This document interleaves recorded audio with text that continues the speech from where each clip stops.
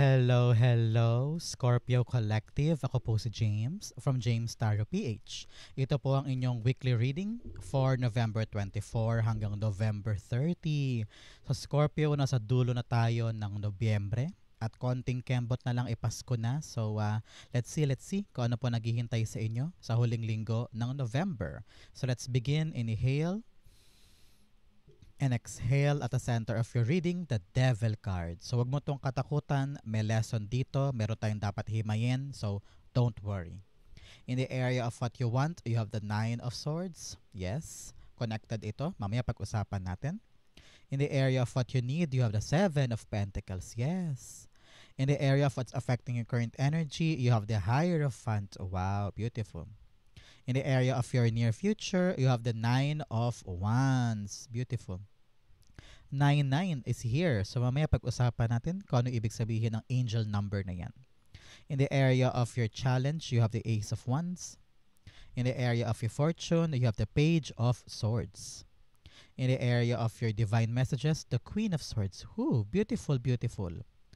In the area of your outcome, ito po yun, mamaya sabay-sabay natin siyang bubuksan at the end. But first, mga Scorpio, thank you po muna sa mga donations po ninyo. Saka po sa mga hindi nag-skip ng ads, maraming salamat po. Yan lang po yung tanging paraan para po supportahan nyo ako sa tuwing meron tayong free reading sa ating channel for Scorpio. So thank you po for not skipping the ads. So, at the background of your energy, the Three of Wands. Now is the right time for you to make a move, to have expansion, for growth. Okay, Scorpio? Narinig ko dito na no turning back na. Huwag ka na lumingon pa sa past at talagang harapin mo yung future mo, harapin mo yung life mo ahead of you. No? Huwag ka nang papapigil pa, yun narinig ko. And you need to make a decision because you've been waiting for so long. Ramdam ko yung inip, pagkairita at saka kawalan ng pag-asa, no? Kasi nga ang tagal mo naghihintay, ang tagal mong umaasa sa right timing, parang ganyan. Pero ngayon nakikita ko na you need to be ready because it will come for you, no? At maaring kumilos ka na sooner than later. Nakita ko na ihanda mo ang sarili mo kasi you are really entering a new era of your life. Kailangan daw talaga bukas palad ka, bukas ang isip mo sa mga maaaring mangyari, sa mga dapat mong asikasuhin, dapat mong gawin para sa ikakatuparan nitong paghihintay mo. Because it will come for you. It will arrive, kumbaga. So congrats po. Mamaya, babasahin pa natin to clarify more sa ating reading.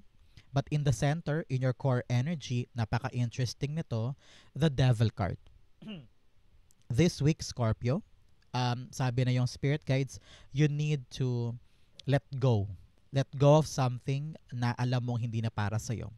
You have 3 cards telling you release. Because 99 is angel number of release. Pakawalan na yung dapat pakawalan, bitawan na yung dapat bitawan para gumaan yung sa'yo. Especially here, Devil card is all about letting go. Letting go of something na tumatali sa'yo, kumakadena sa'yo, no? Tingnan mo sila. May kadena sa kanilang leeg na nag-uugnay doon sa figure. So parang meron pumipigil sa'yo eh. Whether isip mo yan, baka mamaya iniisip mo, hindi ko kaya, hindi ko magagawa, baka mag-fail ako, nakakatakot naman, wala akong tiwala sa sarili ko, maaaring ganyan. Or may mga tao sa paligid mo na pumipigil sa'yo para makalarga ka na. For example, may problema sa pera, may problema kay partner, pinipigilan ka ng boss mo, yung best friend mo, mga anak mo, no? Kung ito ay relasyon, dapat kausapin. Dapat ipaunawa sa kanya na, huy, wag mo naman akong pigilan kasi maganda yung naghihintay for me and for us. Kung ito ay mga factors sa paligid, for example, mga papeles na kailangan pang gamitin or mga dapat kompletuhin, mga issue na dapat nang tapusin para once and for all makalaya ka na dyan. So you need to know this time, Scorpio, ano yung mga dapat mong pakawalan at dapat nang tapusin para makalarga ka na at makaabante ka na. Okay, clarify natin yan. The Devil card, But first, Scorpio, saan po kayo nanonood ng ating special reading today? Comment down below. Saan parte po kayo ng Pilipinas o buong mundo nag-e-enjoy ng ating special reading for you? Feel free po to comment down. Devil card, the Eight of Pentacles. Yes, it's all about your growth. It's all about your job. Yung ikakahusay pa, yung ikakaunlad ng iyong pinagkakapirahan or pinagkatrabahuhan, kumbaga. And ramdam ko yung toxicity, bigat, heaviness, kayod, pagod, na para bagang feeling mo nakatali ka dyan at para kang nakakulong, na parang feeling mo hindi ka makagalaw-galaw and you want growth. Gusto mo nang mag-level up or change the game or earn more, kumbaga. Because alam mong marami ka pang pwedeng abutin. Marami ka pang pwedeng i-upgrade or itaas. Pero dahil sa mga pumipigil na ito, maaaring coworker, boss, kaibigan, anak, or mindset mo na sabi mo, oo nga, kaya ko pero natatakot ako, baka hindi ko kaya. So you need to release the negativity para makaya mo itong pinapangarap mo para sa sarili mo at tumulay ka na, makapaggawa ka na ng aksyon, makaabante ka na, makahakbang ka na, kumbaga. Because hindi sa lahat ng pagkakataon may darating. No? So once it arrives, you need to be ready to accept it and grab it. Kasi hindi lahat nabibigyan ng pagkakataon para dyan. Okay? So parang don't take things for granted at wag mo sayangin daw yung pagkakataon, parang ganyan. Especially for your growth and advancement. In what you want, you have the Nine of Swords. Marami kang mga pinaproblema, bills, obligasyon, utang, mga dapat bayaran, mga tao sa paligid na magugulo, issue sa kapatid, issue sa anak, issue sa pera, dokumento, mga dapat na bayaran ka na pero hindi ka pa nababayaran. So marami kang mga iniisip this time. Sabi na yung spirit guides, learn to control your emotions. Learn to control what affects you. Okay, Scorpio, hindi lahat ng bagay dapat nung dibdibin ng ganyan. May mga kadapat-dapat dibdibin. For example, kalusugan mo, pera mo, future mo. Yes, I know. Relasyon. Pero yung ibang bagay na temporary lang naman daw, wag mo nang dibdibin pa or wag mo na i-big deal pa. Learn to conserve your energy. Conserve your peace, no? Yung peace of mind, katahimikan, para makatulog ka sa gabi. Kasi some of you hindi nakakatulog. Some of you hindi rin nakakapag-function ng proper kasi yung utak mo nandun sa problema. So, dapat daw, sabi na yung spirit guides, huwag ka magpalamon doon sa problema. Rise up, tapangan ng sarili, and stand tall because malapit nang dumating yung mga solusyon sa mga problema mo. Pag-uusapan natin yan. Pero now, kailangan you need to ask yourself and tell yourself, bakit ko ba to dinidibdib? Bakit ko ba to hinahayaang lamunin ako nito maghapon? Bakit ba ako nagpapakanega sa mga bagay-bagay? You need to answer that for yourself. Okay? Clarify natin. So Scorpio, make a wish ka na this time. Now, because nasa dulo na po tayo ng buwan, so i-comment mo sa baba, I wish blank in my life will happen this time. So gawin mo yan because it will come true. Okay? Clarify natin to. The Nine of Swords being clarified by the Hanged Man. Yes. Ramdam ko yung mga delays. Ramdam ko yung mga aberya at parang feeling mo hindi umuusad. May hinihintay ka pero walang nangyayari. May hinahanap ka or meron kang inaasahan pero parang ang daming aberya along the way. And you're feeling the delays. You're feeling yung stuck. Parang stuck ka dyan. Hindi ka makagalaw. No? So ramdam na ramdam ko yung problema mo doon. But with the Hanged Man, kayo po'y pinapayuhan na yung spirit guides, Scorpio, na hanapan mo ng solusyon. Makakahanap ka daw makakahanap ka ng paraan. Kakaibang paraan, kakaibang diskarte para once and for all, matapos na yung pinaproblema mo at makalarga ka na. Because sabi na yung spirit guides, meron ka daw aksyon na hindi umuubra.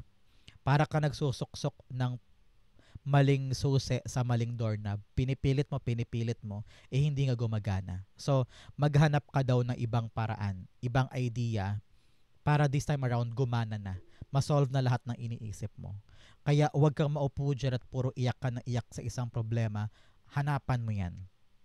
Huwag kang makontento na, naku, wala na, talo na, di na to, wala na to. No. Ang Hanged Man na nagsasabi sa'yo, may paraan pa. At makakahanap ka pa ng paraan para ma-solve to. Okay? Yun ang kapitan mo this time. In the area of what you need, you have the Seven of Pentacles rather. Sinasabi na yung spirit guides, you need to trust the process, especially sa mga hinihintay, sa mga inaasahan mo. Huwag mo daw pagdudahan, huwag mo daw pangunahan. Kung talagang walang-wala ka ng pasensya tungkol dyan, kausapin mo na, mag-inquire ka na, tanungin mo na, no? Especially here with the Page of Swords, parang paalala sa'yo, huwag kang makontento lang sa impormasyong sinasabi sa'yo. Kalkalin mo. Ikaw na mismo ang lumapit at magtanong para alam mo kung ano tong dapat mo pang asahan. Kung meron pa bang aasahan or wala. You need to know the truth and you need to face the truth. Kaya kumilos ka so that you know kung ito bang pinagsumikapan ko ay magubunga pa ba para sa akin or wala na. Because you've been waiting for so long. And nagdududa ka na for something, hindi mo na alam kung nasan yung lagay mo sa isang bagay. You're standing here, both cards are telling you talagang nakatayo ka dyan at naghihintay.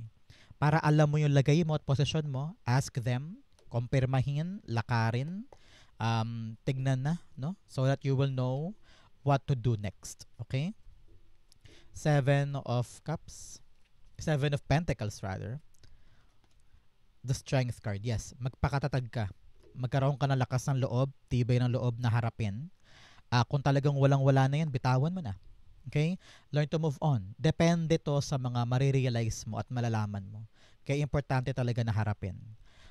For some, nakita ko dito, para sa ibang Scorpio ito, na tiyagain mo. Matuto kang magtiyaga. Matuto kang maghintay.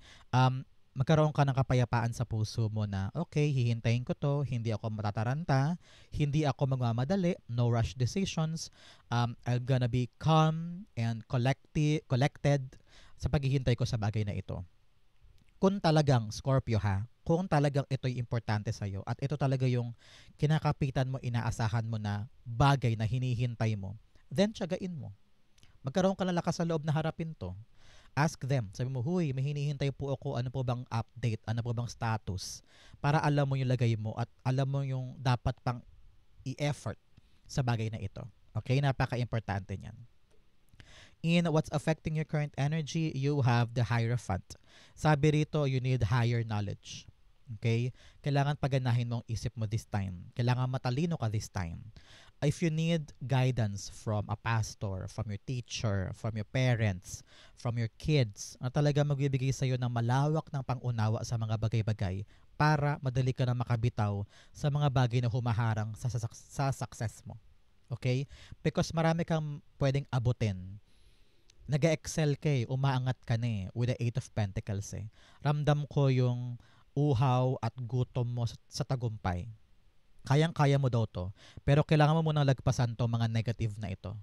Whether ikaw to, baka negative self-talk yan or tao sa paligid, kailangan talaga ng higher knowledge mo. Maghanap ka ng taong magbibigay sa'yo ng payo. Sabi mo, friend, okay, sir, okay, ma'am, ganito po issue ko with this person or with this situation sa buhay ko.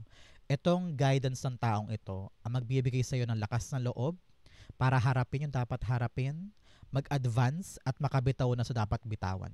Okay?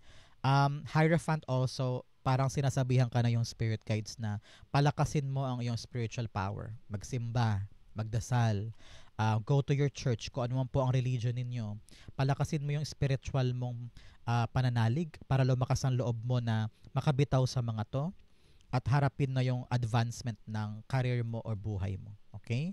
Napaka-importante niyan. Hierophant, oops, madami, hindi ka pwede. Hierophants being clarified by the Hierophant. Yes. Clarify niya ang sarili niya. Sabi niya, ako talaga to, te. Ako talaga to. Huwag mo na i-clarify. Pero sabi ito, higher knowledge and also guidance from other people will definitely help your situation. Yan. King of Wands pa. Sabi rito, lakas ng loob, tibay ng loob. Sabi niya, ilaban mo yung vision mo. Kung ano yung pangarap mo, kung ano yung idea mo, kung ano yung gusto mong buuin in the near future, huwag mong hayaang pigilan ka nito. Ipaglaban mo ang pangarap mo, maging matapang ka na kunin siya. Parang ganun. Okay? In your near future, you have the Nine of Wands. Nine of Wands, don't give up. Ano yung kanta na Don't Give Up on Us? Yung pelikula ni Judy Ann ba yun? Parang ganun. Don't give up on something that you know is worth waiting for. worth na magbunga para sa'yo. Tibayan ng loob, laksan ng isip at puso at diwa. Alam kong alam mo na sa advancement mo to at ikaka-unlad mo ito. Kaya wag bibitaw. Kumapit ka pa. Lagi mo sabihin, isa pang chance, isa pang chance, isa pang try because I know it will be yours. Kung ikaw man ay nadadapa sa bawat interview, sa bawat training, or ikaw man ay nadadapa sa bawat exam, sa bawat inaasikaso mo, wag mong bitawan kung talagang pangarap mo yan. Because sooner than later, good news is coming. Tingnan mo naman yung katabi. Page of Swords, card of good news. May darating na magandang balita, kaya wag mong bitawan yan. Nine of Wands. The Tower card. Yes, dahil hindi ka sumuko, things will change. Dahil hindi ka nag-give up, magabago din ang kapalaran mo. And this is God-given change para sa iyo, ha. Parang pinapatunayan mo sa langit, pinapatunayan mo kay universe na akin po ito, seryoso po ako dito, hindi ko po to bibitawan, hindi ko po to isusuko. So dahil napatunayan mo kay universe na this is what you want, it will be given para sa iyo. So things will soon change in your favor. Okay? Napakagandang mensahe to para sa'yo. Kaya ngayon, paalala sa'yo Scorpio na yung spirit guides, kung ano yung mga dapat mong baguhin, baguhin mo na. Kesa naman si God ang magbago sa'yo. So kung meron ka mga ginagawa ngayon, and you feel like, bakit ba hindi umuubra? Bakit ba hindi ako successful? Ano bang dapat kong gawin? So you need to realize kung ano yung mga pagbabagong dapat mo i-apply para pag one chance ulit, one try mo ulit, manalo ka na, magwagi ka na. So, ito yung paalala sa'yo na yung Spirit Guide Scorpio na you need to change something in order for you na magbago din yung outcome ng ginagawa mo. Okay? Napaka-importante niyan.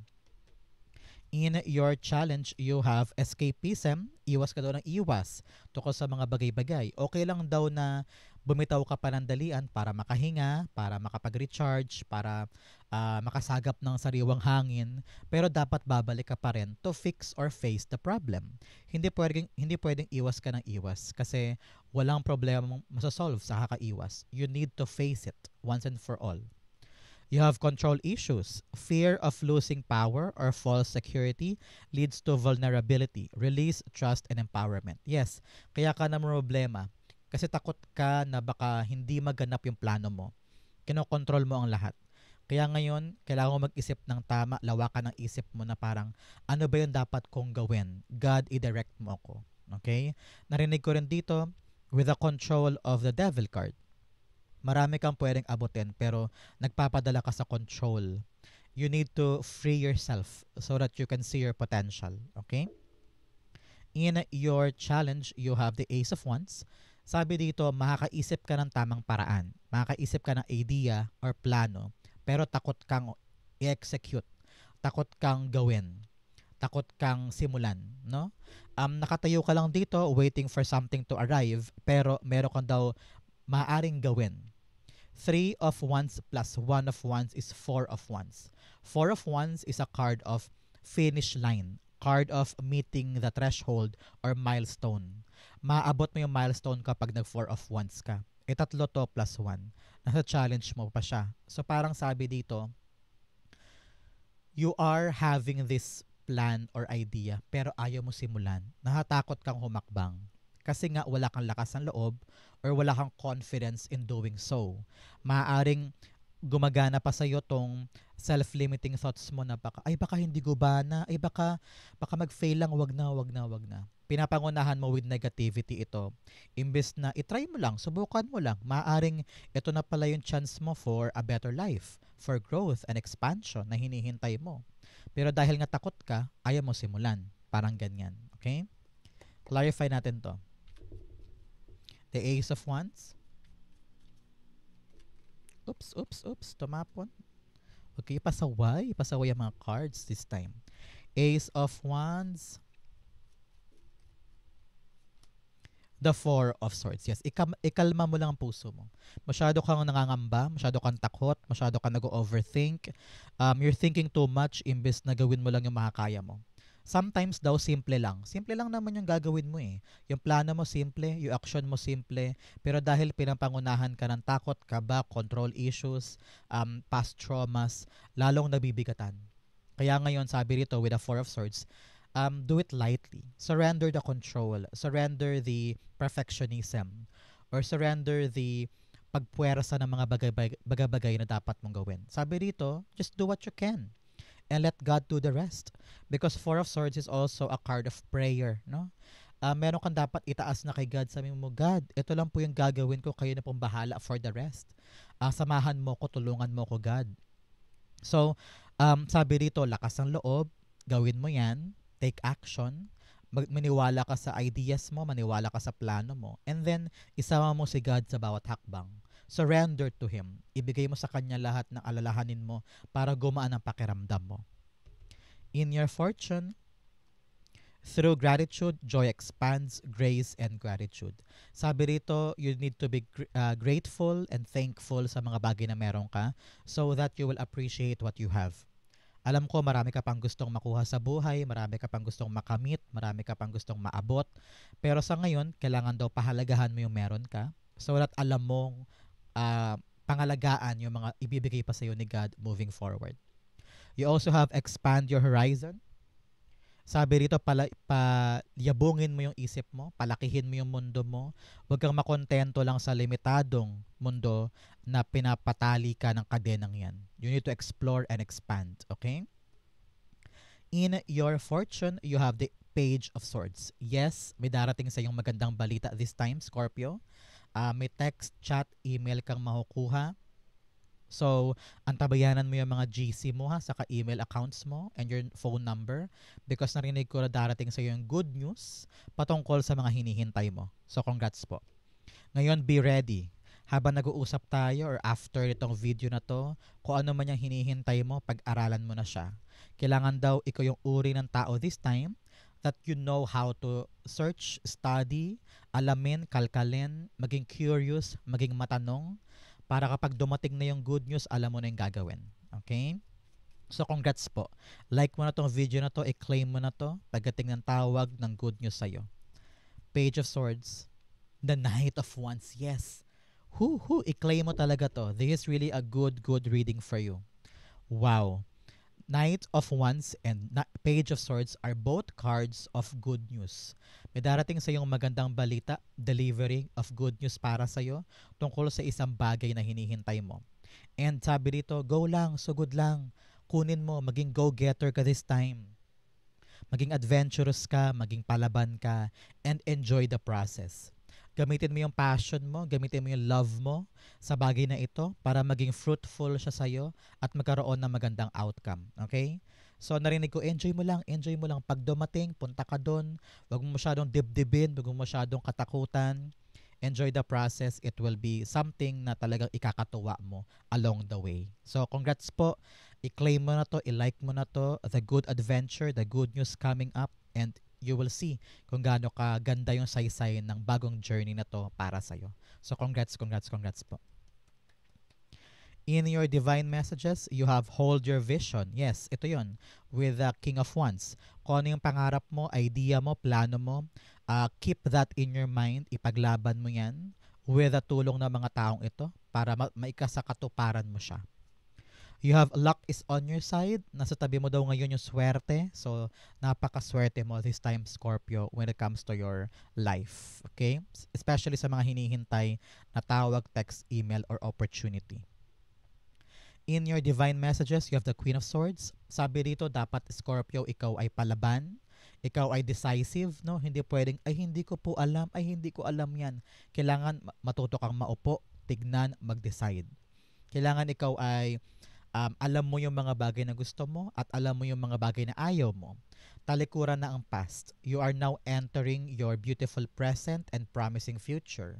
Dapat daw malinaw na sa isip mo ngayon, Scorpio, yung mga bagay na gusto mo at yung mga bagay na hahabulin mo. Because syempre, kung paiba-iba ka ng gusto, baka magsayang ka ng oras kasi paiba-iba ka ng gagawin. Kailangan dito malinaw sa'yo yung aatakihin mo, papangarapin mo, e-effortan mo. Sabi dito, you need to speak up. Pag alam mong kailangan mo magsalita, magsalita ka. Pag alam mong kailangan mo na mag-decide, have the courage to decide. Okay? Hindi pwedeng sumusunod ka lang sa gusto ng iba. You need to be, magkaroon ka ng paninindigan and accountability. sa isang bagay na gusto mong piliin. Okay? Queen of Swords, the Queen of Pentacles. Yes, Queen of Pentacles is all about your resources, your finances, your abundance. Pagdating sa masaganang buhay na gusto mong buuin para sa sarili mo, kailangan talaga palaban ka dyan. At alam mo yung mga dapat mong gawin para maabot siya. Hindi pwedeng magulo, hindi pwedeng confused. So now, after watching this video, Scorpio, you need to sit down and ask yourself, ano ba talaga ang gusto ko for the next 10 months, next 10 years sa buhay ko na gusto kong palaguin? For example, gusto ko na ba magtayo ng sarili kong negosyo? Or gusto ko na lumipad sa ibang lugar para magkaroon ng malaking pera? Dapat buo sa isip mo yan. Kasi touch move yan, walang atrasan kumbaga. Kailangan panindigan because ganun siya ka-crucial. Kaya ngayon you need to be smart enough and decisive enough for your abundance in the near future. Okay? Ang outcome mo yan, but first bigyan mo na kita, Scorpio, ng fortune cards. You have Camel, persevere and you will overcome problems. Yes, magsipag ka lang daw, maghintay, magtiyaga, it will be yours. You have Skull, hidden secrets can harm you. Oh, paalala sa'yo, meron ka daw mga sikreto sa buhay, hindi mo dapat sinishare yan sa ibang tao kahit pa kaibigan mo yan. Okay? Matuto kang isara ang bibig, especially baka magamit against you yung mga sekretong yan. Kaya huwag ka basta-basta mag-overshare. Okay? You have crib, birth, or conception of a child or enterprise. Meron ka daw bubuuin, ipapanganak na mga bagong bagay or pagkakataon sa buhay mo na magiging kapaki-pakinabang moving forward. Maaring magong sideline, negosyo, or talagang baby, no? Na talagang aalagaan mo ng mahabang panahon. You have I, psychic ability, trust your intuition. Pagkatiwalaan nyo po ang inyong sarili, ang inyong intuition. Pag alam mong may mali dito, listen to yourself. Pag alam mong ito yung gusto mo at talagang naniniwala ka na this is the right path, listen to yourself. Okay? Ang outcome ni Scorpio for November 24 to 30, the Three of Pentacles. Yes, panahon na para ikaw ay umasenso, for you to shine. There are people around you na makakatulong sa'yo. So, maging collaborative ka, maging cooperative ka, no? Maging team player ka, para kung ano man tong binubuo mo at gusto mo magtagumpay, ay maging mas mabilis, mas magaan ang andar, at makuha mo yung good outcome na hinihintay mo. Hindi mo to kailangan solohin. They are the right people given to you by God para tulungan ka. Okay? You have 3-3 here. Angel number 3-3 is all about your ancestors sa kabilang buhay na kayo po'y ginagabayan ka pa rin. So, ipagdasal mo sila, mga kamag-anak mong namatay na, o kaya ipagtirik po ng kandila to give thanks. Kasi kahit nasa kabilang buhay na sila, pinoprotektahan ka pa rin nila. Okay? The Three of Pentacles. The King of Pentacles, yes. For the growth and stability ng inaasikaso mo pagdating sa iyong kapirahan or abundance. For example, trabaho, negosyo, or pangarap mo, no? Meron kang binubuo eh. Sabi rito, para maging solid yan at talagang tumubo ng maayos, learn to cooperate with other people. Because that is one of the paths or one of the ways para magkaroon ng magandang outcome yung inaasikaso mo. So, pag lumalabas po si King of Pentacles, ito ay isa sa mga garantiya sa'yo or sign sa'yo, Scorpio, na magkakaroon to ng magandang bunga or successful outcome. Kaya ngayon, payo sa'yo, makipagtulungan ka, makipag-collaborate ka, cooperate ka, huwag saradong isip. Kailangan you need to be open to other people's suggestions, ideas, and effort para mabuo mo to ng mas polido, mas maganda, mas solid. Okay? So, napakagandang reading for you, Scorpio. Sana po yung nakaresonate kayo. Comment down below. Ito po ang inyong November 24 to 30 reading. Thank you again for watching hanggang dulo. I love you. This has been James for James Starter PH. God bless everybody.